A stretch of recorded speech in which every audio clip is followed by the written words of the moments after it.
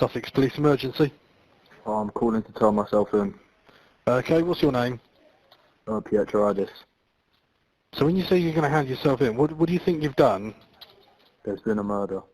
Okay. And who's been murdered? My grandma. Okay. Where is she at the moment? In the bath. Okay. Hello.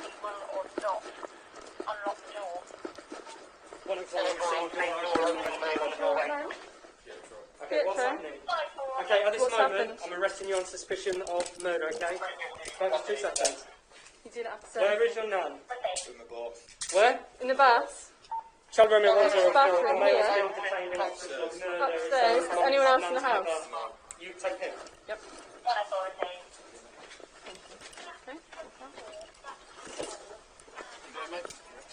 Okay.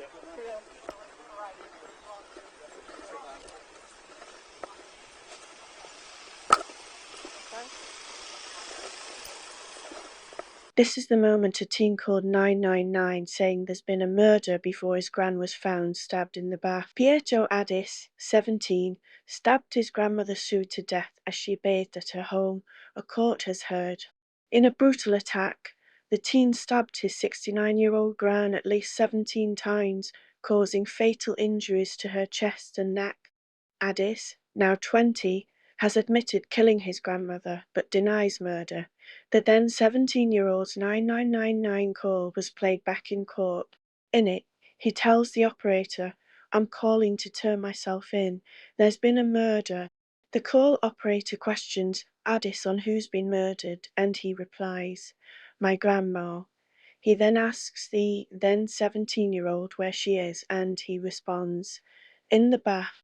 Addis sits on the phone in silence before the call operator asks, "How long ago did this happen?" When the teen says 20 minutes, and the frantic call operator can then be heard saying to staff, "Can you call me an ambulance? Tell them to hurry up, please." Addis is later asked, "When you say your nan's dead, how certain are you of that?" The teen responds, 100%. In court, Addis' drug use was greatly discussed, as was Sue's concerns with her grandson's increased cannabis use. The grandmother, who owned popular Brighton restaurants Donatello's and Pinocchio's, was said to have wanted to get her grandson psychiatric help too. The killing happened at the 69-year-old's home in Brighton on January 7, 2021.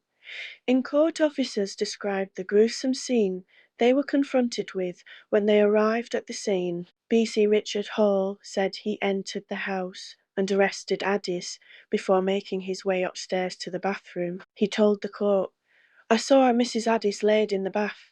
I rushed over, whereby then I immediately realised she was dead. She was laying upright in the bath with her head tilted down towards her chest. I could see several puncture wounds to the front of her body." He told court there was only a small amount of water in the bath and it was stained with her blood. PC Hall said it was red. There were lots of torn up pieces of newspaper floating in the water. There was blood spattering around the bath. There was a knife on the floor. It was quite a substantial kitchen knife. I took hold of her right arm, placing it across her chest, and asked if she could hear me. Her fingers were blue, and she was still quite warm to touch. He told the jury he and a second officer moved Sue and saw a larger wound on her abdomen. The jury was also shown body-worn camera footage recorded by PC Annabella Perfect, who also arrived on the scene. In it, Addis is shown wearing a white hoodie and gives one-word answers to questions from officers. Earlier, the court heard Pietro had been diagnosed with ADHD and had been prescribed medication for the condition. But as well as taking the prescription medication, he had also begun regularly smoking cannabis and taking antidepressants. The teen began to skip college and often failed to turn up for work at the family restaurant. The court heard he was regularly smoking 1 or 2 cannabis joints an evening,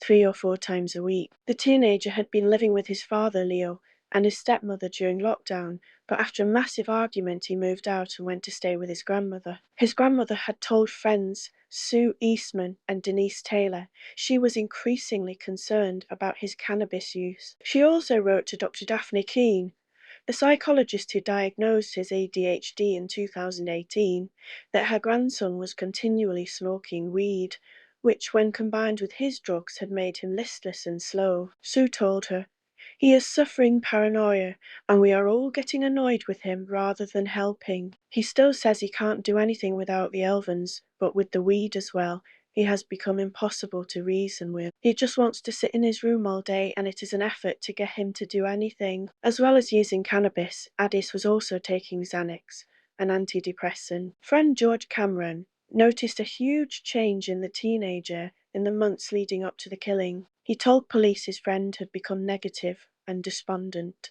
and had also become quite paranoid. In the days leading up to the alleged murder, Addis had also been acting very strangely. He had begun banging on his grandmother's bedroom door at night, telling her he loved her. Rossano Scamadella, KC prosecuting, said that on the day of her death, Sue returned from work around 4 p.m.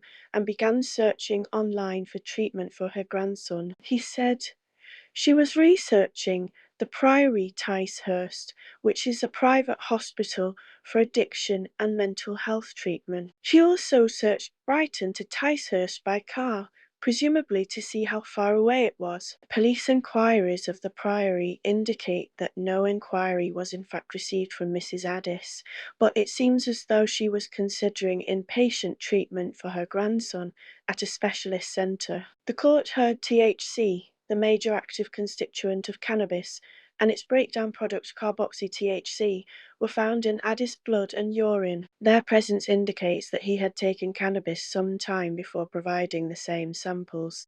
The court also heard from Denise Taylor, who had known Sue for 25 years and spent most Wednesday evenings with her. She had coffee with Sue on the day of her death after she popped into Donatel's restaurant while walking with her husband, Steve. In a statement, Sue said, "We're having a lot of trouble with Pietro." However, she spoke to Addis, who was in the restaurant, and felt he seemed normal, like a quiet, somber teenager. She continued, "Sue has expressed concerns about Pietro using cannabis in the past. She was always supportive of Pietro. She was his go-to person, and she was always there for him." Pietro Addis, 20, was told that he would be jailed for 10 years with an extended sentence of 5 years by Judge Christine Lane. The judge said that he would be expected to serve at least 2/3 of the 10-year prison sentence before being considered for parole.